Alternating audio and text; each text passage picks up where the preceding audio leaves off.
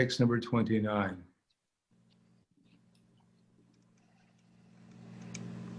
So if anyone wants to get your Bhagavad Gita in some language, then you can go to Bhagavad Gita 5:29.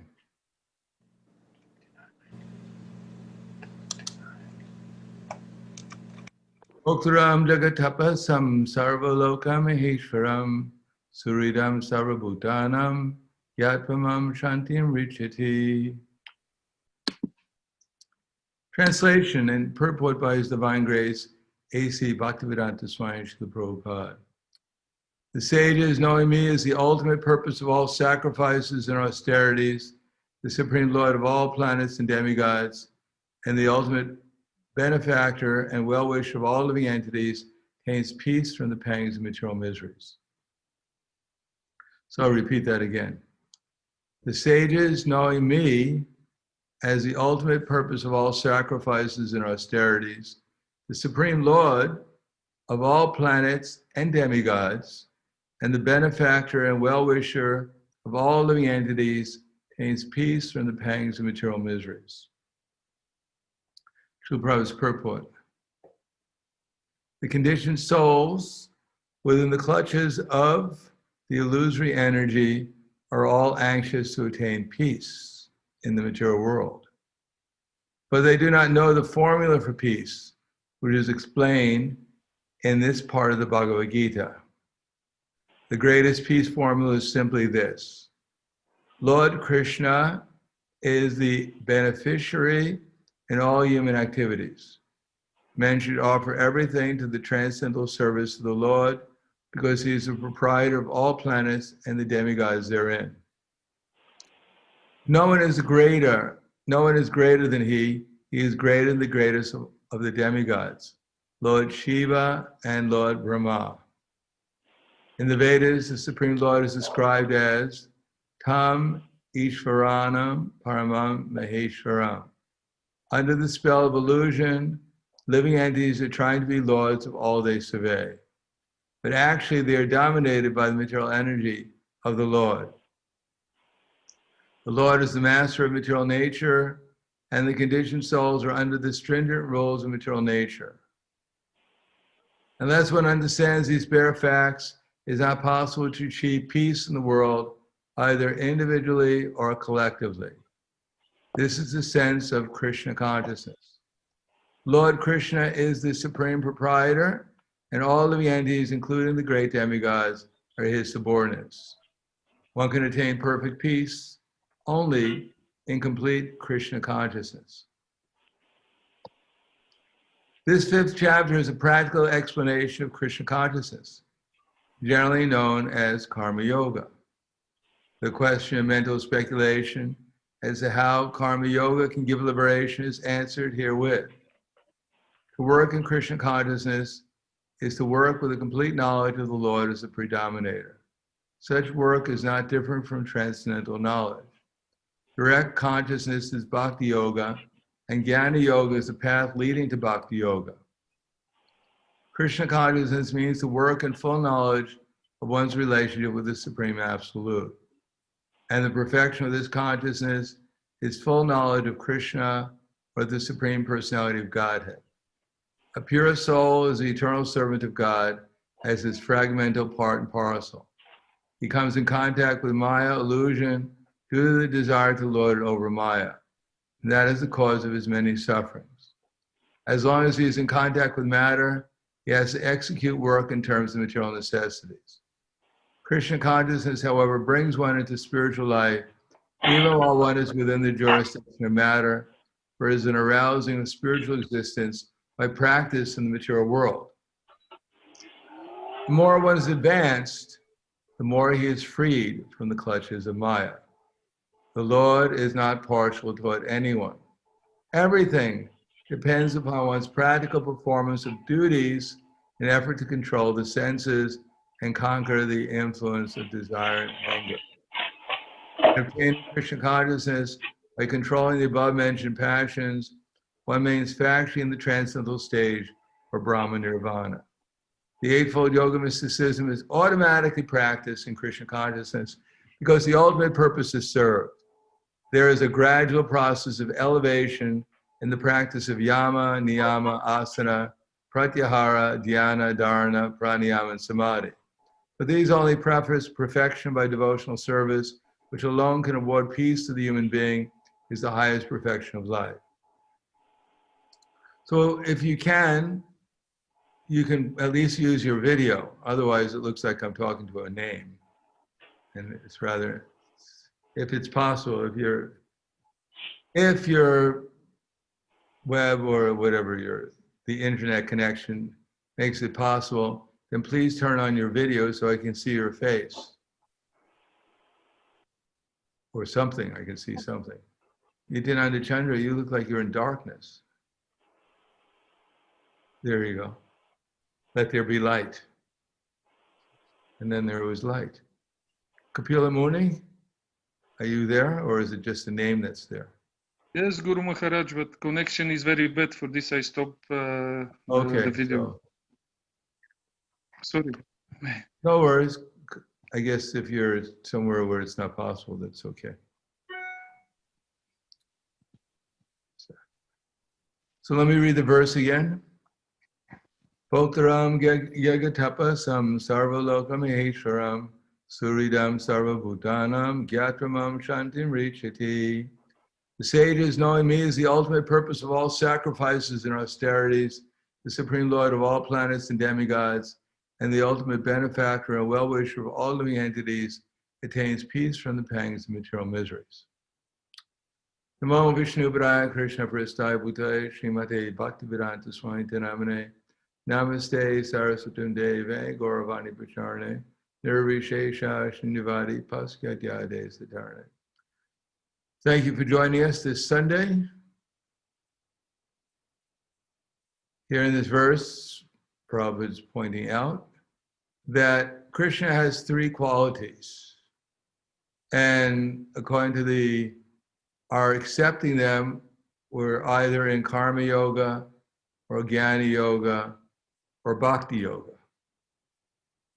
In other words, under the spell of the material energy, namely the three modes, when we're in the mode of ignorance, we don't accept Krishna as the controller.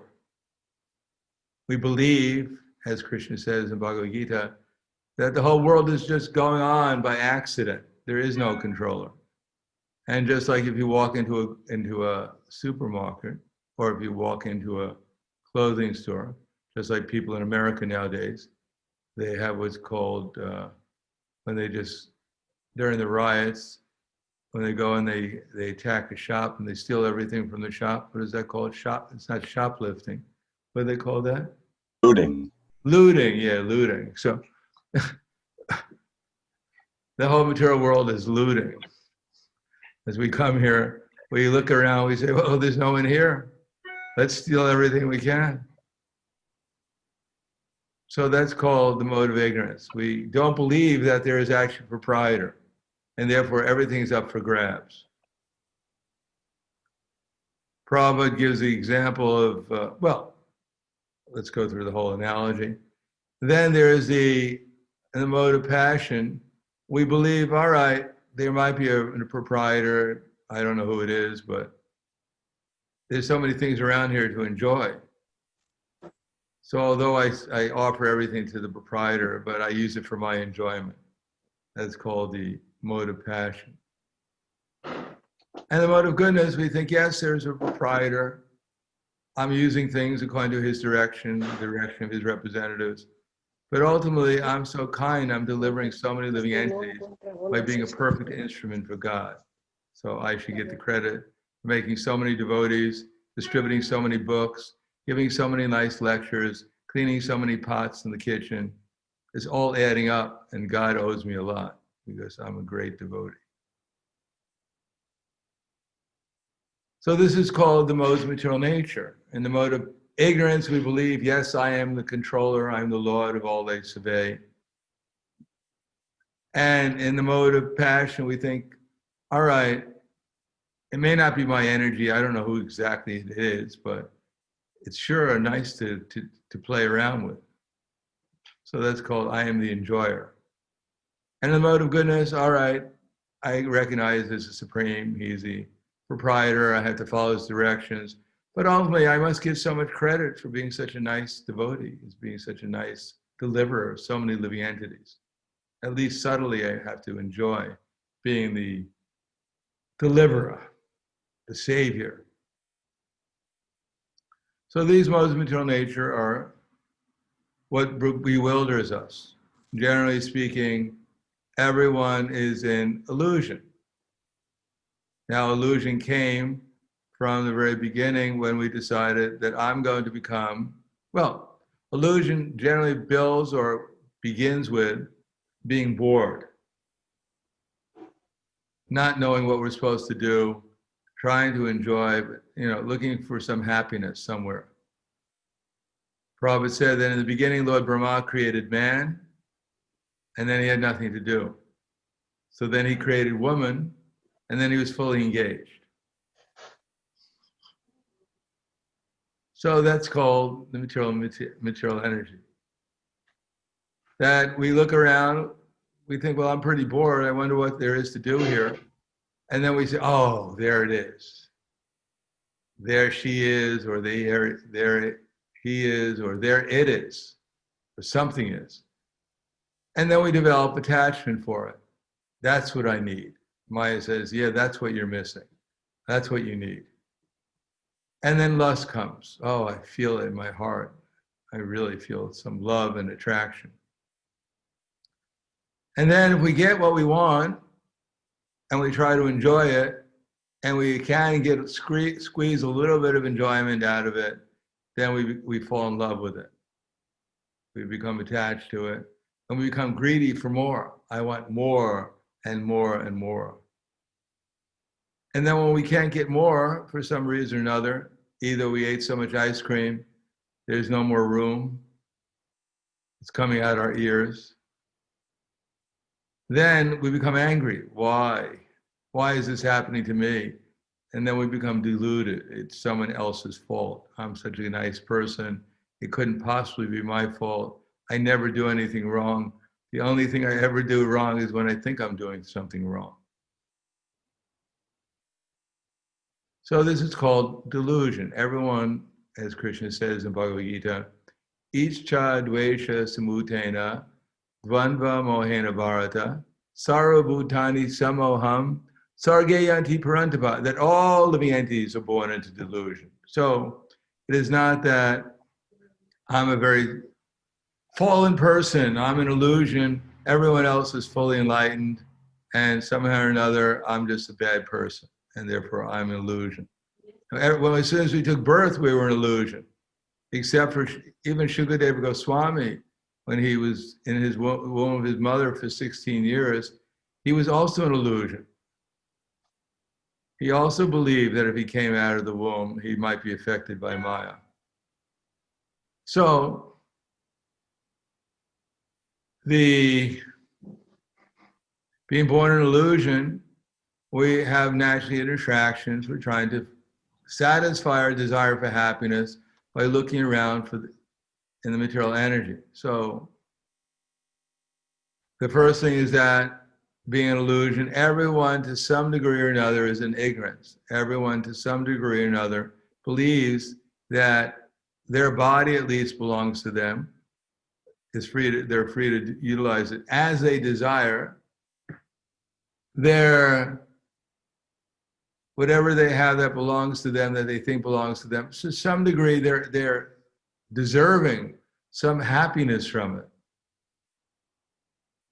And to some degree, they take credit for what they're doing. They actually believe somehow or another they're a good person, and therefore they deserve credit for whatever they're able to accomplish.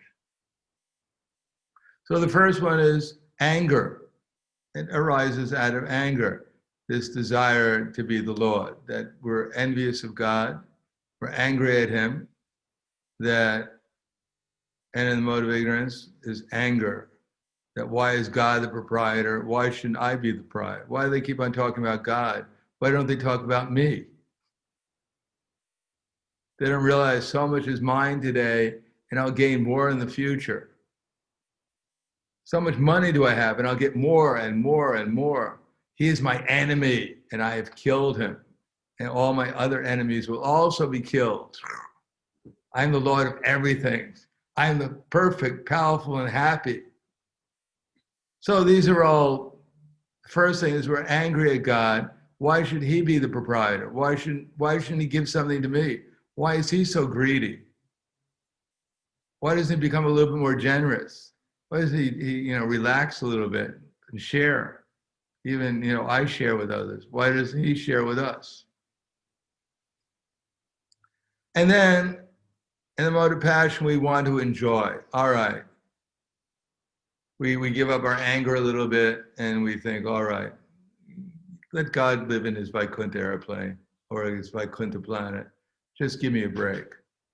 He gave me something, I appreciate it. Well, let me now enjoy it.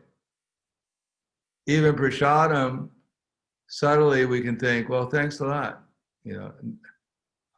Sharira avijita, wait a second, that's too long. You're up there and I'm down here, let's eat.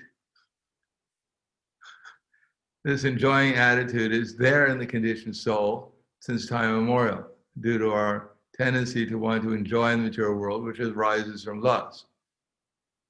And because there's lust and greed and anger, therefore there's delusion.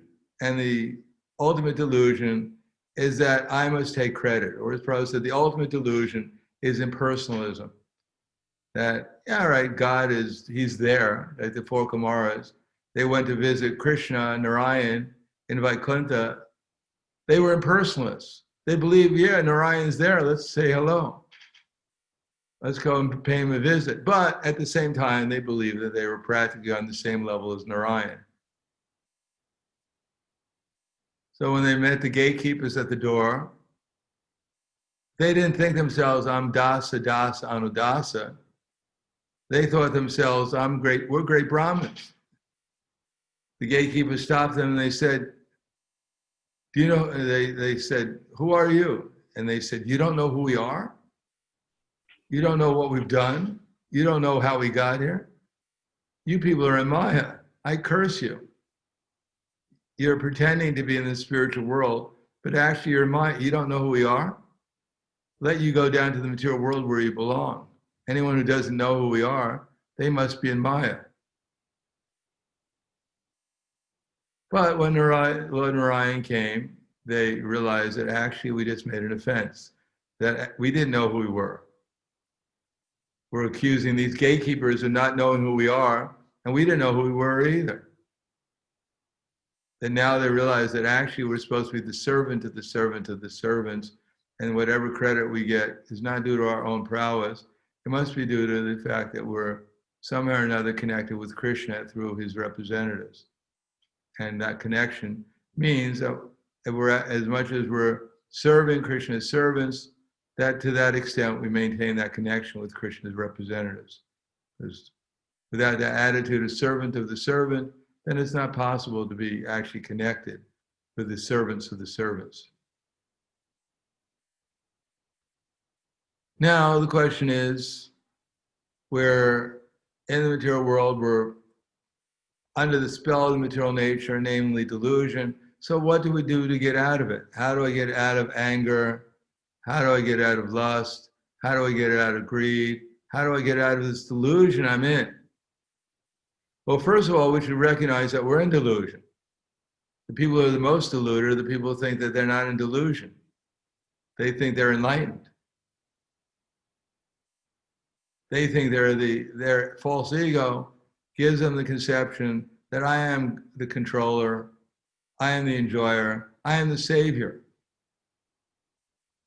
But when we at least theoretically understand that I'm not this body, I'm not the doer of my activities, it's being carried out either by the spiritual energy or by the material energy.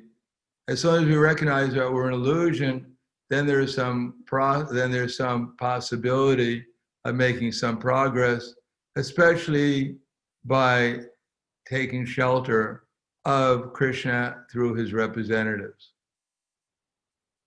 That when we actually identify ourselves as the servant of the servant of the servant of Krishna, then we can become a servant of the servant of Krishna. If we don't, that's why we take initiation. Initiation is not just to throw grains into a fire and then, have a feast afterwards. Maybe get some fruit from the sacrifice. And then change our name, and hopefully we threw our sinful reactions into the fire, and hopefully the spiritual master doesn't suffer too much when they jump out of the fire into his heart. No, that's not the point of initiation. Initiation, the main thing is we're accepting ourselves as the servant of the servant of the servant of Krishna. When we accept the spiritual master, we're not just accepting him as a person who's a devotee, who also has a spiritual name like we're receiving, and that now we have a spiritual name, he has a spiritual name, and that now we're both equal, practically. But the only difference is, because I'm more humble, I bow down. He just hasn't come up to the level of humility I have. Therefore, I offer respects, and he kind of offers respects, but it's not like I'm offering respect. And therefore, maybe one day he'll catch up. No, actually, we're offering respect to the spiritual master. He's going to teach us how to become the servant of Krishna's servants in disciple succession. How we can give up our false ego of thinking that this body, my mind, my words, anything I have belongs to me, rather than should be utilized in Krishna's service.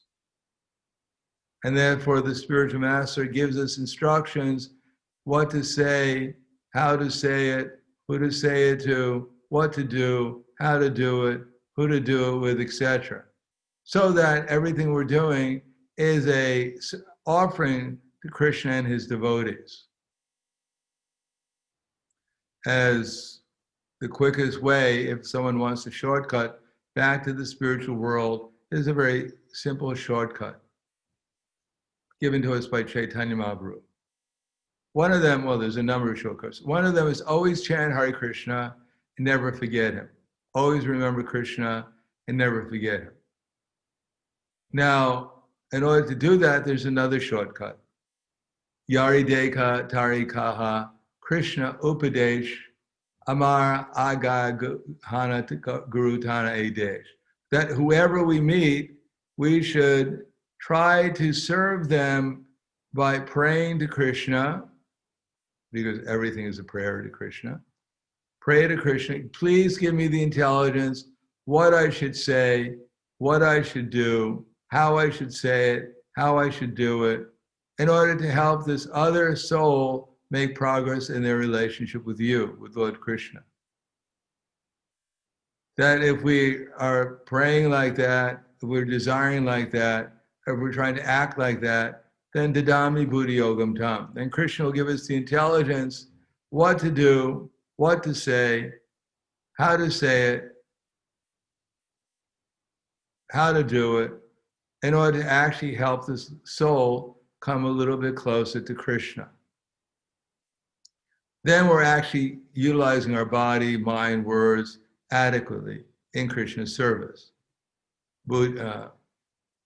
Tad buddhyas, tad atmanas, tad nishtas, tad parayanaha, gajantnyapana avritim, jnana nirduta kalmasha. When one's faith, when one's mind, when one's refuge, when one's intelligence are all fixed on the Supreme, then one becomes cleansed of all misgivings through complete knowledge and proceeds straight on the path to liberation. And what happens? What do we get from that?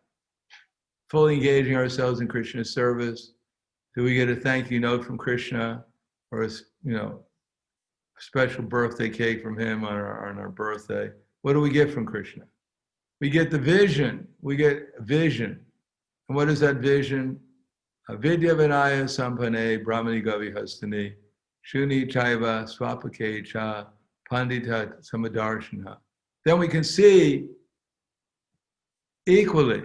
We can see in the heart of the Brahmin, we can see in the heart of the dog eater, we can see in the heart of the cow, we can see in the heart of the elephant, we can see a soul there along with Krishna and understand that we're that if we want to become Krishna's servants, we have to serve them also. We have to treat them appropriately. We don't enter into the lion's cage and embrace the lion as a dear servant of Krishna. But we may offer, when no one's looking, a little bit of prasad to the lion, or chant Hare Krishna to the lion.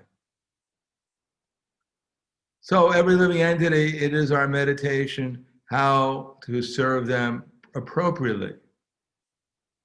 Then we won't think ourselves the proprietor of this body or anything else. We'll see everyone and everything in relation to Krishna. We won't meditate on how I can get something from this person, because our motivation will be to serve them by helping them become Krishna conscious. And I won't identify myself as the enjoyer or the savior, because I'll know, due to the fact I'm connecting with Krishna in disciple succession, due to the fact I'm trying to become the servant of the servant of the servant, therefore Krishna is giving me he's giving me the intelligence. My spiritual master I'm remembering, Krishna is giving me remembrance of my spiritual master and others, authorities, their example, their words, their instructions to me, how I can become a better servant of the servant of the servant of Krishna. Therefore, I know that even if I have disciples, even if I'm giving other people instructions, that I know they're not my instructions. They're actually instructions coming from Krishna and his representatives that the Super Soul is helping me remember and therefore convey properly to these others. So when I see they're performing service on the basis of those instructions, then I see them as actually representing my spiritual master and teaching me how to become a better servant of my spiritual master by their example. So in that way, one will remain free from the false ego of thinking oneself something other than Krishna's servants, the servants of the servants of the servants of Krishna.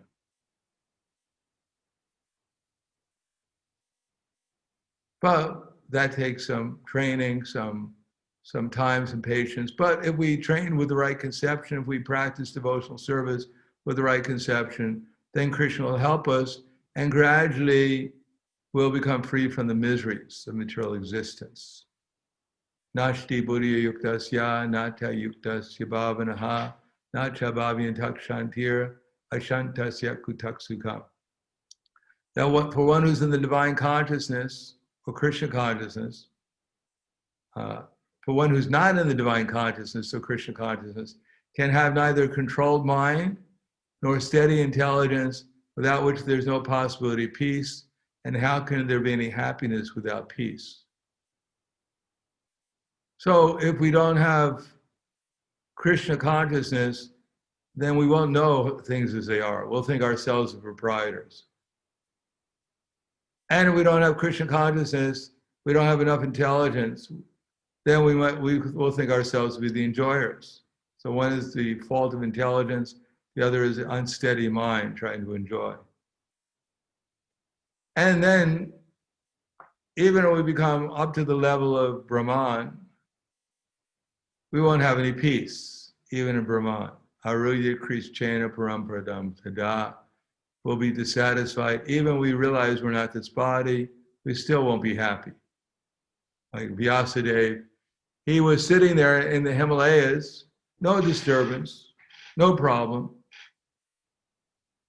He didn't even know if there was any problems. He was so far up in the hills, he didn't even hear of any problems. Even if there was problems going on, he didn't know anything about them. And there was no internet, thank Krishna. Even if he wanted to find out what the problems were, he couldn't. It'd take him 3 days to walk down to find someone who had a problem to find out. So he's sitting there completely peaceful, seemingly, but Narada Muni had to come and say, what's your problem? There's no reason to have a problem. He just compiled all the Vedic literature. He was Brahman realization. He was sitting there in seemingly bliss, in Brahman bliss. And Narada Muni came by and said, I heard you had a problem. What's your problem? And then Vyasadeva realized, yeah, I have a problem. I'm not happy. I'm not satisfied. Why is it? So Narada Muni said, because you haven't adequately glorified Krishna. You're living in the material world, although you're thinking you're in the spiritual world. You're not quite in the spiritual world yet. And therefore he sat down in meditation and he saw Krishna, Bhakti Yogena Manasi, Samyak Pranihite Male, Paishat Purusham Purnam, Maya Chad Tadapashrayam. Then he saw Krishna, and then he realized that was my problem. That's my main problem. I didn't accept Krishna as my Lord, as the object of my life. And because I didn't accept that everything belonged to Krishna, and because I didn't accept that everything was meant for Krishna's service, and because I didn't accept that Krishna is my real friend and everyone's friend, and I should become everyone's friend by helping them remember Krishna, because I was just satisfied within myself, and I just forgot about Krishna, therefore I couldn't become happy. I couldn't experience love, and therefore without love I was self-satisfied, but self-satisfaction is rather boring after some time, thinking, I am great, I'm so nice, I'm so nice. After a while you get bored thinking how nice you are. Then he became ecstatic thinking of how nice Krishna was. When he saw how wonderful Krishna was, then he realized that in comparison to Krishna, I'm nothing. And everyone else is quite nice too when we see them in relation to Krishna. And then he actually became peaceful and happy that he could compile the Srimad Bhagavatam for us. Anartha pasamam sakshat bhakti yoga adhokshaje. So out of compassion, when he saw that actually you can come up to Brahman realization and still be missing the whole point, therefore he took up to Krishna consciousness, and he was able to deliver it in such a way as to inspire others to take up the same path also. Other than that, the whole world is suffering because they don't know Krishna. That's the whole problem. Srila Bhaktisiddhanta Saraswati Prabhupada used to say, the whole world used to have everything they need. Of course, who knows what, due to greed, there's enough there. There's enough for everyone's need, but there's not enough for everyone's greed. Therefore, because of greed, people feel like they're lacking things, and they are. But of course, that we have to understand also, nothing happens by accident. That although people are suffering, we should try to help them. But the real helping them ultimately is not only to help them physically or mentally, is to help them spiritually. Because even they're in a perfect position, even the people who are greedy, they have 100 million times more than they need.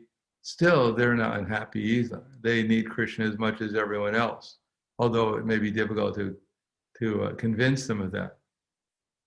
People who are feeling distress usually are more willing to be open to understand what their problem is. In any case, the real problem is that people are missing Krishna. They think they're missing everything else. They think they're missing being enough a proprietor or enough enjoyer or enough savior of others, but actually what they're missing is Krishna. And when they get Krishna, then they realize their error and looking for the material energy, to gain more material energy, or to enjoy the material energy more, or to save others, become a savior of others and helping them enjoy the material energy in some way or another too. So I'll just read the verse again. The sages, knowing me as the ultimate purpose of all sacrifices and austerities, supreme lord of all planets and demigods, and the benefactor and well-wisher of all living entities, attains peace from the pangs of material miseries. So I'll just ask you, before I say anything else, I'll just ask, are there any questions that anyone has?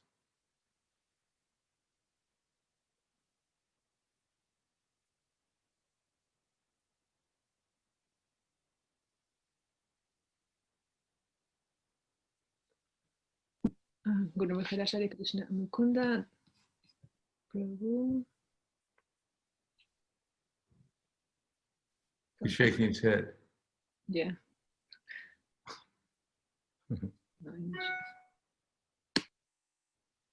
Anyone have a question? Okay, Mukunda. No, I don't have anyone for the moment, Maharaj, Guru Maharaj, thank you.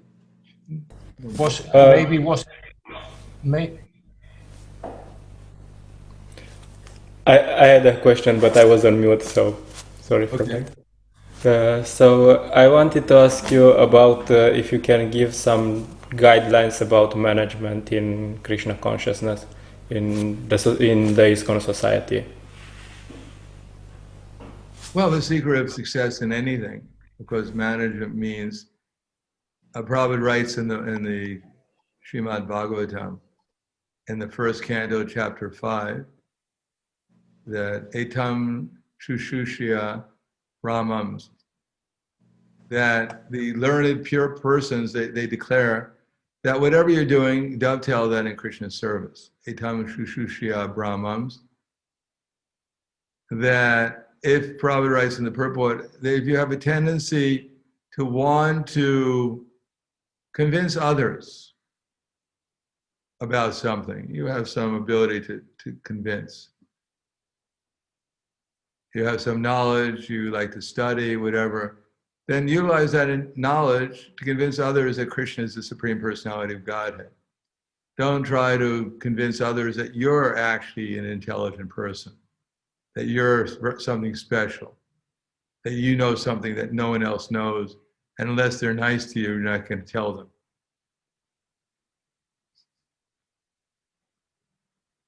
So try instead understand that everyone needs Krishna.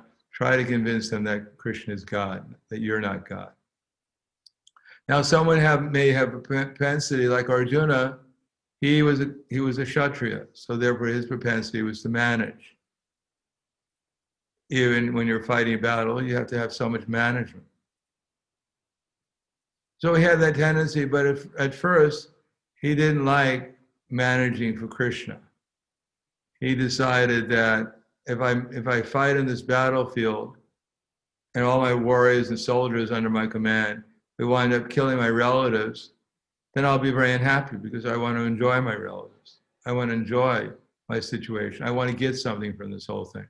I want some special compensation for what I'm doing, etc.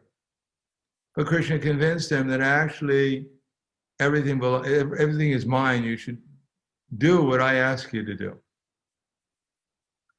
Therefore, he asked Arjuna at the end of the Bhagavad Gita, Kachit etashrutam partha tvaya kagrana chetasa kachit agana samoha pranatas te dhananjaya. My dear Arjuna, have you actually been awake during this class? I mean, I know it's been a long class. It's been almost 2 hours. I've decided to speak the Bhagavad Gita. You look drowsy. I'm just wondering if you heard anything. And Arjuna said, yeah, thank you very much for the Srimad Bhagavatam class. I can't remember what chapter you're reading from, but it was a nice class. No, Arjuna said, no, actually I've been listening. But Krishna had some criteria to judge whether Arjuna was listening or not. Namely that he paid attention and his ignorance and illusion was dispelled. So Arjuna said, Nashto moha smritir labdva tat prasada maya chuta stitosmi gata sandeha karishe vachanam tava. Yes, now I've heard you, Nashto moha, and my illusion, moha, and smrit has gone away, and now I remembered who I actually am, that I'm the servant of your servants. And you want me to fight, therefore, whatever you do is good, and I should do it to please you under your directions. And therefore, I'm ready to fight, even kill my relatives, because I know now they're not going to be killed, they're eternal. And that whatever I do under your command will be beneficial for myself and everyone else. And therefore, I'm prepared to fight according to your instructions. So even though we may think that I'm a manager, I'm moving people around, we should know who we're moving around. We're moving around Krishna's servants. And we should be moved around by the spiritual energy, not by the illusory energy, imagining ourselves that we're independently managing and controlling things. No, Krishna is in our heart. We're on this chariot, and we should always do whatever Krishna wants us to do. We should say to others, we should think about others as Krishna would want us to think. We should say to others as Krishna would want us to speak. We should do things as Krishna would like us to do things. Therefore, we want to imagine ourselves to be the controllers of the material energy and the enjoyers of the material energy. So how to do it though? That takes some intelligence. Probably when he was asked by he asked Gururaj Maharaj one time, he said, how will the movement go on after my disappearance? And Gururaj Maharaj said, well, we'll chant Hare Krishna Prabhupada. Prabhupada said, not very practical. And then Prabhupada said, organization and intelligence. Yes, individually we can chant Hare Krishna. That will help us personally advance in devotional service. But in terms of managing the society, that takes organization and intelligence. It's not that ISKCON is supposed to stay what do they say? Someone said, I joined the Hare Krishna movement because I didn't want to join an organized religion. No, we're not supposed to stay a disorganized religion. In order to become conscious of Krishna and fulfill the mission of Chaitanya Mahaprabhu, we have to get very good intelligence how to organize this movement. And Prabhupada said one should organize, for instance, individually. One in the 18th chapter of Bhagavad Gita, text 65, Prabhupada writes, one should organize one's own life in such a way that throughout the 24 hours a day, one cannot help but think about Krishna. And then the Lord's promises, then we'll be able to go back, then we'll be eligible to go back to the spiritual world. But we have to organize this movement in such a way is that the members of the movement and people who come to the movement, they'll be able to think about Krishna. So that takes some organization and intelligence, that when people come, we should make them feel comfortable. Not that they're looking around trying to figure out where are they? Are they on the moon or Mars, or where are these people? They look strange enough, but what are these paintings? What is this man? What is this lion? Why is he killing that man?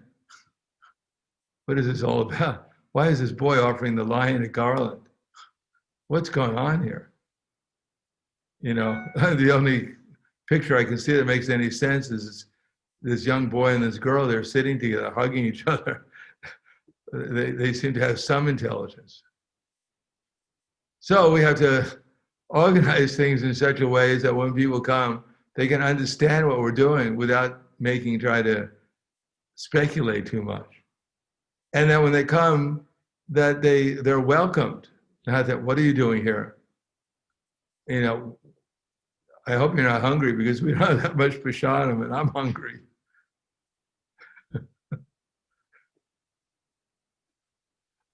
I remember when I was living at the University of Buffalo in New York. I was going to the university there. But I come home in the holidays to visit my parents who lived in Brooklyn. And when I came home, I used to go down to the temple. That time, the first time I came down to the temple was 26 Second Avenue. But then generally they moved, so I was generally visiting at 61 Second Avenue. So it was one Sunday feast, I came, and at the end of the program, they all lined up for prasadam. And all the devotees were in the front, and all the guests, including myself, because I didn't know the procedure, were in the back. So by the time they got to the guests, the devotees had eaten all the prasadam. And I was hungry, so I went to one of the devotees and complained. Everyone else just left, probably had disgust. And I went up to the devotee and said, you know, I'm pretty hungry.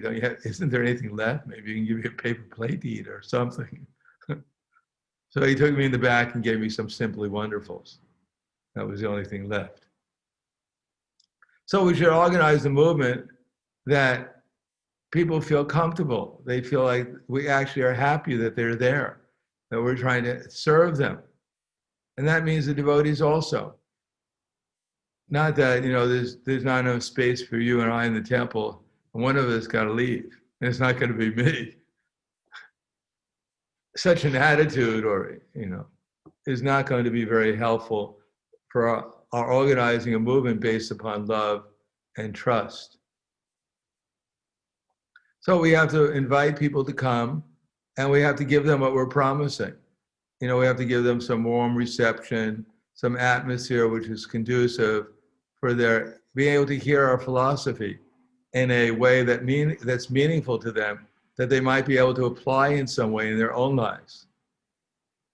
And then we also have to offer them the opportunity to associate with other people who are like-minded when they come to that point where they can learn the science of Krishna consciousness from others who are willing and anxious and happy to help them understand the science more deeply because they're actually concerned and they want their benefit.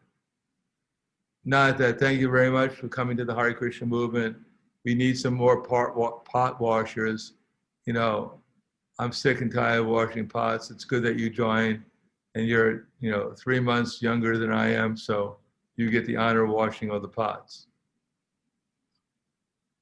But it's all service, Prabhu. But I want to go on to bigger and better service. No, people should feel they're welcome because we're happy that they're engaging in Krishna service and making Krishna happier. And we're willing to serve them in any way to inspire them and enlighten them, whatever service they're disposed to or they're given, they can do it with more love and devotion. Then we have to make them feel like they're part of the family. They're not just like outsiders, but they're actually part of a spiritual family where everyone is the servant of the servant of the servant. Then people will want to become members of such a family. And in such a family atmosphere, people will be ready to render service because people are willing to serve people who love them, who are part of their family.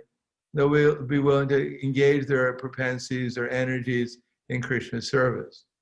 And when they're doing that fully, then Krishna will give them enlightenment, and they'll be able to inspire others and teach others the whole process of why they should come to hear about Krishna, how they can apply hearing about Krishna in their lives, how they can help why they should serve the devotees in Krishna, how they should integrate themselves in Krishna's family, and how they should also engage their energies to spread the Sankirtan movement and serve the devotees of the devotees.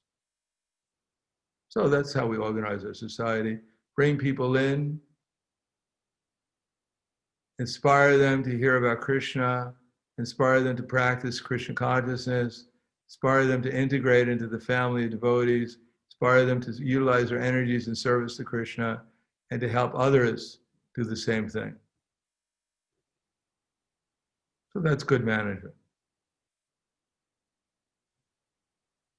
But at the same time, we should understand, we just don't want to be efficient. We just don't want to organize everything so nicely that when everyone sits down, all the prasadam is there that we can imagine, and that we can eat and eat and eat and then fall asleep. We can be very efficient for our sense gratification, but if we want to effectively spread Krishna consciousness, we have to have another conception. We have to have a spiritual mood of developing that loving atmosphere of being a servant.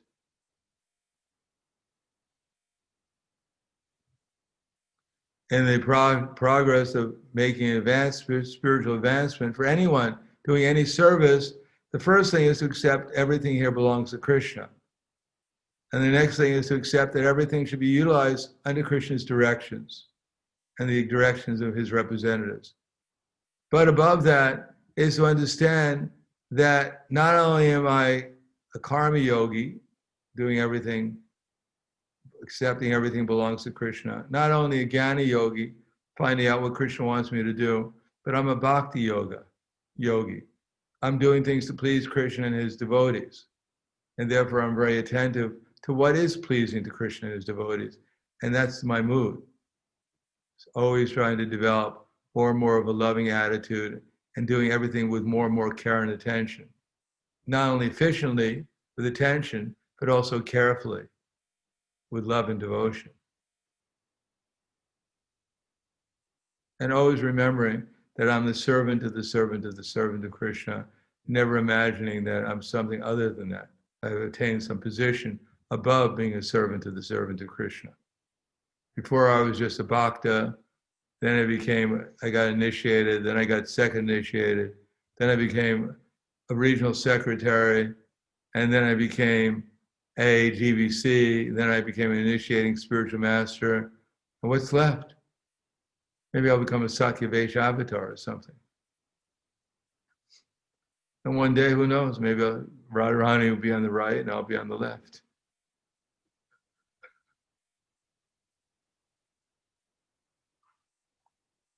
You should always remember whatever service we're doing, it's just as a servant of the servant of Krishna.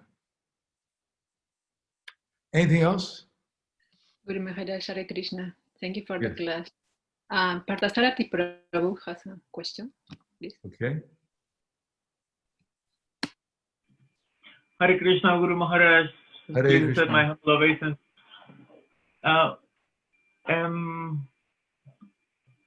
Perdón.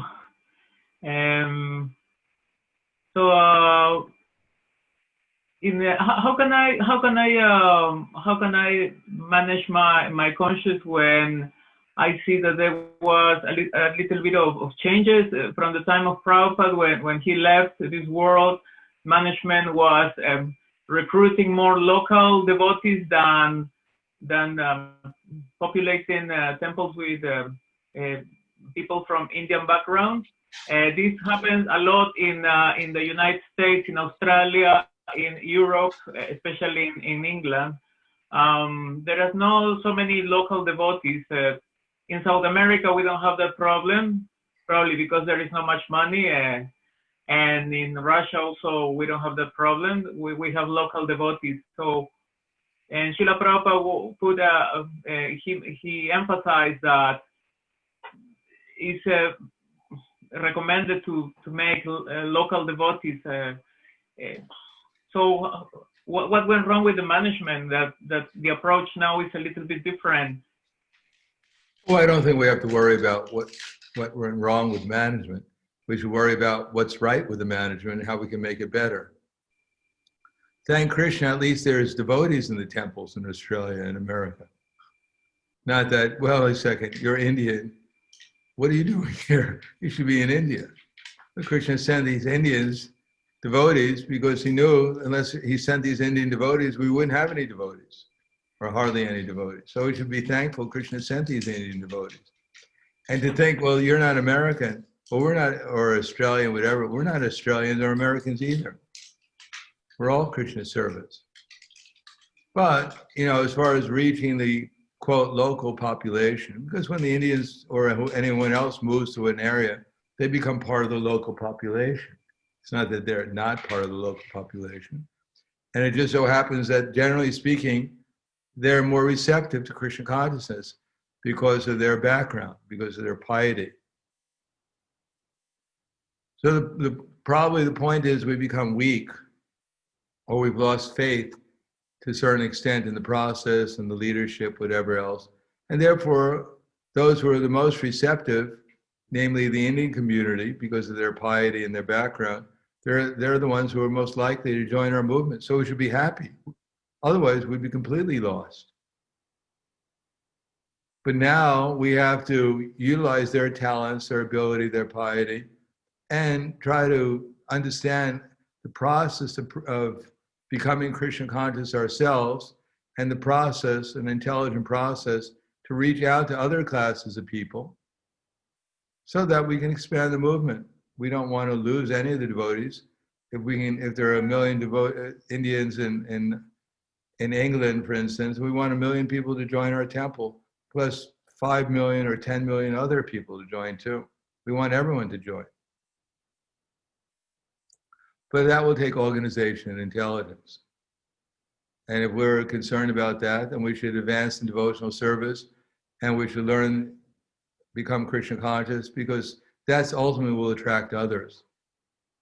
We may organize things very efficiently, which is necessary, but unless we're Krishna conscious, then we have nothing to offer to anyone. Unless we can appreciate all the devotees and love them and create a family with the ones who are already there, why will anyone else want to join? If we're not appreciative of the ones that Krishna so mercifully sent to us.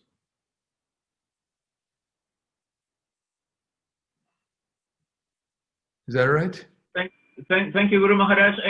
Basically, I was asking you this question because at least here in Brisbane, there are lots of devotees, senior devotees, who don't come to the temple, who are very, not weak, but a little bit like I say, on holiday from their spiritual life. So, and they don't feel very welcome when they come here. So I really don't understand. So you should welcome them when they come. You should make the welcome so nice. They'll become addicted to coming just to see you.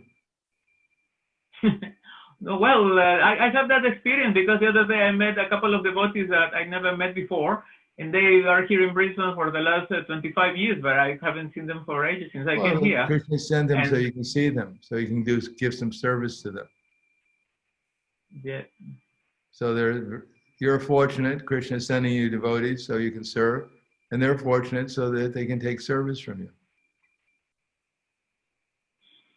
Everything is being arranged by Krishna. If we want to help people, because everyone's Krishna's eternal servant, whether they're on vacation or not, the whole material world is on vacation from Krishna consciousness. So if somehow or another they come and we get the opportunity to serve them, then we should try the best we can so they start working again in Krishna's service. That will be by our love and service to them, give them a good example, and they'll be inspired to do love and to also serve Krishna with love and devotion.